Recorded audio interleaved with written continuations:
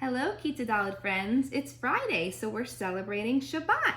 So Shabbat Shalom to Rachel, Shabbat Shalom to Mia, Shabbat Shalom to Aaron, Shabbat Shalom to Label, Shabbat Shalom to Zoe, Shabbat Shalom Rebecca, Shabbat Shalom to Aaron, Shabbat Shalom to Shiloh, Shabbat Shalom to Shai, Shabbat Shalom to Sky, Shabbat Shalom Lior, Shabbat Shalom Ariel, Shabbat Shalom Ariana, Shabbat Shalom Benjamin, and Shabbat Shalom to Yoni. I hope you're all enjoying some family time on this Shabbat, and I wanted to share a Shabbat story with you.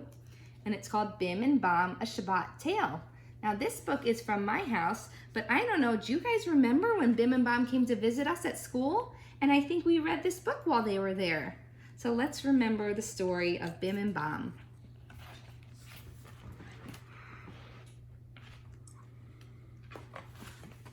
I love the pictures in this book too. Bim and her brother Bam lived on the opposite ends of town.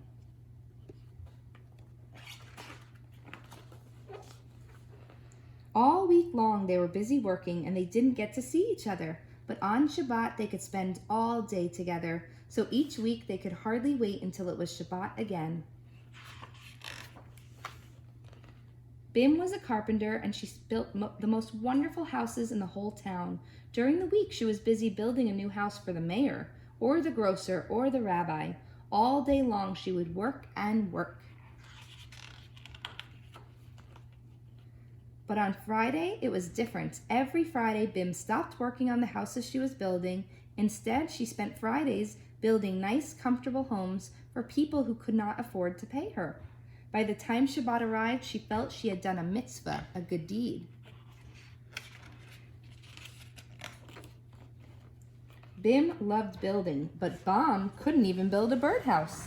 Every time he tried to build something, he would hit his thumb with the hammer. But Bam loved to bake, and he was the best baker in the whole town. Everyone loved his bread and rolls and muffins. He was busy all week, baking bread for the teacher and the artist and the gardener. All day long, he would knead the dough for the bread. But Friday was different. Every Friday, he baked only challah, lots and lots of challah. He made the most beautiful challah that anyone had ever seen. It was light and sweet with fancy braids and golden raisins. On Friday, when Bam's challah was baking, the whole town smelled wonderful.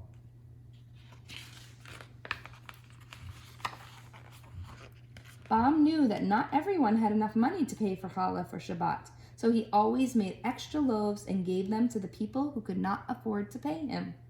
By the time Shabbat came, he felt he had done a mitzvah, a good deed. All Friday long, while Bim was building mitzvah houses, she would look out the window to watch for the sun to set. All Friday long, while Bam was baking mitzvah challah, he would listen to the clock in the bakery tick away, 1 hour, then another, then another. When it was almost time to light the candles, Bim would put away her tools, wash her hands, brush her hair, and start running to Bam's end of town. Bam would take off his apron and baker's hat, comb the flour out of his hair, put a sign on his bakery window, closed for Shabbat. He would start running to Bim's end of town. They would run and run until just at the same moment they would come to the square in the exact center of town. Bim would shout, Bam! Bam would shout, Bim! And they would run to each other and hug and say, Shabbat Shalom! Then they would go off to Bim's nice, comfortable house and celebrate Shabbat with Bam's delicious challah.